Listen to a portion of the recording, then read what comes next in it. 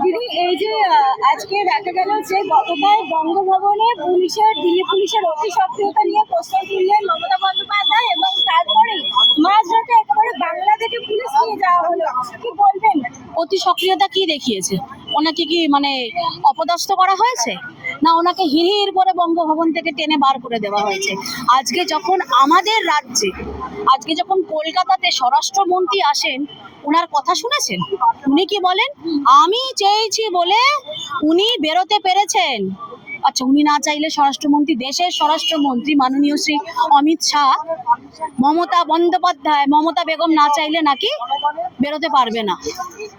আর ওনার এত ভয় কিসে? দিল্লি পুলিশকে ভরসা নেই? দিল্লি পুলিশ ওনার এই পোষ্য পুলিশের মতো, রাজীব কুমারের মতো এরকম অসভ্য ছোট লোক না। আজকে দিল্লিতে তো আমাদের সরকার, ওখানে গিয়ে একটা দেখেছেন যে মমতা ব্যানার্জি ওখানে গেছে বলে কেউ একটা কালো পতাকা দেখিয়েছে বা গো ব্যাক স্লোগান বা কোনো রকমের অসভ্যতামি ছোট লোকমি? না, কারণ সেই দিল্লি একটা দেশের রাজধানী, তার একটা শিক্ষাগত মান আছে, একটা যোগ্যতা আছে, সেই সব সেখানকার মানুষদের, তারা এইসব ছোট লোকমি করতে যায়নি। চাইলে অনেক কিছু করতে পারতো, আমরা ওখানে গেট থেকে বেরোতেই দিতাম না, যদি চাইতো, কিন্তু না। আজকে আমাদের নেতৃত্ব কি বলে? আমাদের নেতৃত্ব বলে না যে আমাদেরকে পশ্চিমবঙ্গ নিতে হবে, আমরা আসবো, গণতান্ত্রিক পদ্ধতিতেই আমরা আসবো। আমাদেরকে কেউ কোনোদিন বাধ্য করেনি যে বুথ ক্যাপচার করো, বুথ দখল করো, যেমন করে হোক আমাদেরকে নিতে হবে, করতে আমরাও পারতাম। কিন্তু ওই যে আমাদের পার্টিটা ডক্টর শ্যামাপ্রসাদ মুখার্জির আদর্শ নিয়ে আমরা চলি, ওদের কোনো সমস্যা নেই। আগে গেলে বাগে খায়, পরে গেলে সোনা পায়। তো আমরা সোনা পাবো, এই পশ্চিমবঙ্গ আবার সোনার পশ্চিমবঙ্গ হবে, শস্য শ্যামেলা হবে। সেই জন্য আমরা অপেক্ষায় আছি। কোনো রকম ছোট লোকমি আমরা করিও নি, এর আগে করবো না। উনি ওনার মানসিকতার, ওনার যে কলতলা ছাপটা, উনি আসলে কলতলা ছাপ থেকে বেরোতে পারে না। নয়তো আজকে এটা তোমার আমার লজ্জা না যে আমার তোমার মুখ্যমন্ত্রীকে ওখানে গিয়ে কাপড় তুলে দেখাচ্ছে আমি বাড়ির কাপড় পরেছি? সবার আপনারা কি আন্দোলনের প্রোডাক্ট? বাড়ির কাপড়ই পরুক আর আপনি ওখানে বেনারসি বা তসর পরেই যান, সেটা কোনো ফ্যাক্টর না। আপনি একটা পারপাসে গেছেন। এগুলো কি ছোট লোকনি? কোথায় থাকে তোমার আমার মুখ, আমাদের রাজ্যবাসীর মুখ? যদিও নেই। আগে আমরা বিহারকে বলতাম নটোরিয়াস নাকি অসভ্য হেনা তেনা।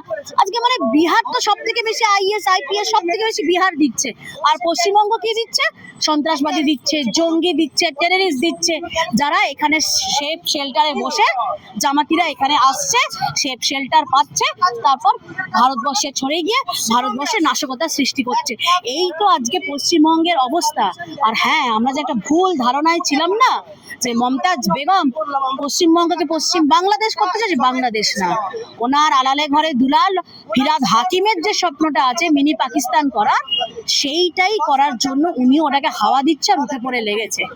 ওনার এই নোংরামো গুলো আমাদের আর কিছু বলার নেই, কারণ উনি ওনার পরিচয়টাই দিচ্ছে। আজকে এইটুকু তো কথা দিয়ে একটা কথা প্রমাণ পেয়ে যায় যে আজকে বিজেপি যদি দিল্লিতে চাইতো, ওনাকে ওখানেই গ্যারেজ করে দিত, সে উনি ফ্লাইটেই নামুক, ফ্লাইটে নামলে এয়ারপোর্টে গ্যারেজ করে দিত, আর ট্রেনে করে গেলে স্টেশনে গ্যারেজ করে দিত। একটা পা উনি ওই বাইরে ফেলতে পারতেন না, কিন্তু করেননি। ওনার একটা সম্মান আছে একটা রাজ্যের মুখ্যমন্ত্রী হিসাবে, ওনারও গণতান্ত্রিক অধিকার উনি প্রয়োগ করতে গেছেন, সেটা প্রয়োগ করতে দেওয়া হয়েছে। উল্টে উনি দরজার সামনে বেরিয়ে এসে কি বলছে পুলিশকে? মানে মানে পুলিশের কি কোনো যোগ্যতা নেই? একটা তোমরা কেউ একটা দেখাতে পারবে কেউ ওনার সাথে মিসবিহেভ করেছে? কেউ তো মিসবিহেভ করেনি। ওনাদের হয়তো রুটিন চেক আপ করেছে, সেটা সবারই হয়।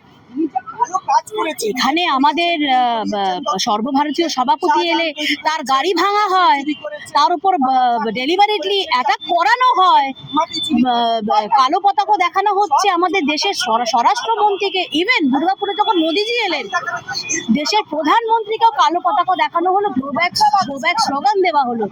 তারপরে কোন মুখে কথা বলছেন? নির্লজ্জ বেহায়া একটা মেয়ে ছেলে।